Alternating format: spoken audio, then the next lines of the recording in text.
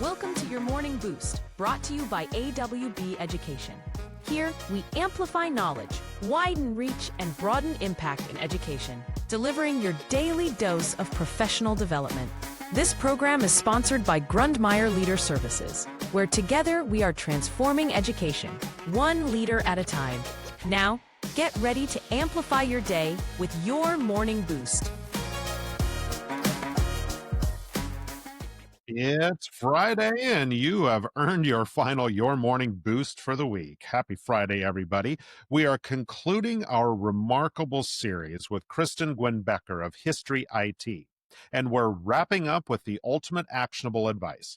Today, we focus on the external power of your archives. How do schools effectively use their archives for alumni engagement or donor relations? Then we'll boil down everything we've learned into the most practical starting point. What's a realistic first step for a school looking to begin or refresh its archival practices? Finally, Kristen has one powerful piece of advice for all of you, so get ready for a motivating finish to your week.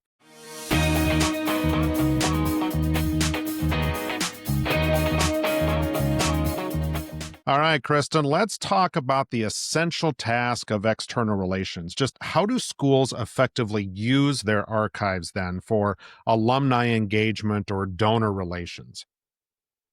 So if you think about a digital archive that's truly accessible, that's tagged with every single person's name, every subject, every event, they're able to then curate any content, any connection to that person's interest, which is usually, frankly, themselves, right? So at its most minimum, here are photos of you, here are photos of your class. Hey, you were interested in athletics or drama.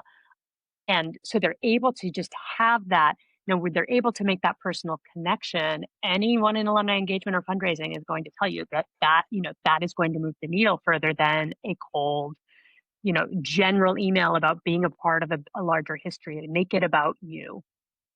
So if I've been listening all week and getting excited about what you're talking about, and to be honest, I'm already at that stage right now.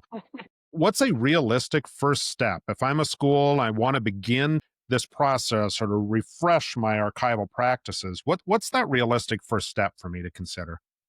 So History IT's philosophy is that every single digital preservation project has to begin with a strategic plan, which has to begin with an assessment. So everything we do is about assessing a collection, a physical collection, a digital collection, whatever it looks like. Where are you? What do you have? What condition is it in? And what's it going to take? Where is it that you want to go? Is that comprehensive digital preservation? Or is it something along the way? So, and then making a plan to get there, however long that's going to take or however many dollars that's going to cost, having a plan, because we all know what digital initiatives look like when it's like, oh, we're just going to jump, let's just jump into our yearbooks, and we get 2/3 of the way through, and then the IT guy leaves, and then what happened to those files somewhere, or can anyone open a zip disk anymore, instead of having a plan for true preservation. I would also say, really thinking about involving the stakeholders who are going to use it, and not just looking at, the history people or the library, not looking exclusively at that, but the kind of folks we've been talking about all week, everyone across the organization that could benefit from this, bringing them into that conversation, and then building the strategic plan to say, okay, let's invest in a digital archive. What's that plan going to look like, and who's going to be involved? This has been an amazing week. It's been fun to listen to your story here and just think about the possibilities that this could provide. If you can give one piece of advice to school leaders, what would that be? Just one, Adam? That's tricky. My one piece of advice: do it, right? Do it. Do it Yeah. professionally. Do it.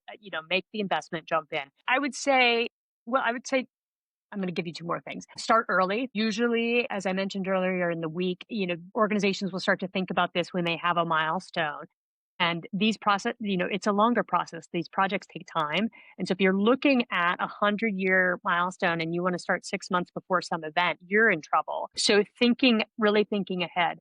But the most important thing to do is to prioritize accessibility. The vast majority of the work in building a digital archive comes in cataloging it and tagging it in ways that are meaningful for people to be able to search and explore the materials.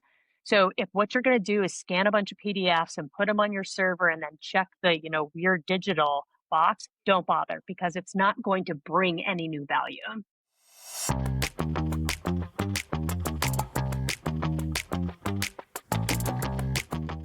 Dr. Gwen Becker, tell our listeners how they can get in touch with you if they want more information, want to learn more about your work, or partner up with History IT on their own project. How do they get in touch with you? Absolutely. So yeah, we're historyit.com. We're on all the socials at historyit. Hashtag save history on all the socials. Odysseypreservation.com is our software platform if Mhm. folks are interested in just going the software route for digital archives and museums. But yeah, go on our website. There are all kinds of resources, but forms you can fill out to connect with us. Even if you're just seeking advice, we're here as that resource. Well, again, thank you for being here. This has been an awesome week. You've been a wonderful guest. Really appreciate you popping on here to let school leaders know about this wonderful project you've got. Thanks so much. Thanks for having me. Yeah, you bet. We want our history to be truly used. Thank you very much for this entire week. It's been awesome.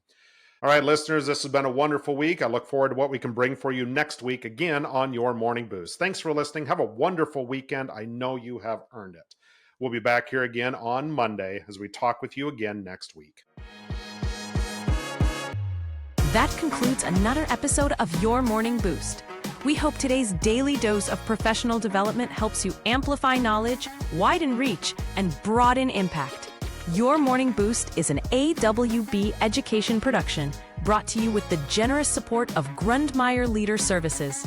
Join us again tomorrow for more. Until then, keep boosting your impact.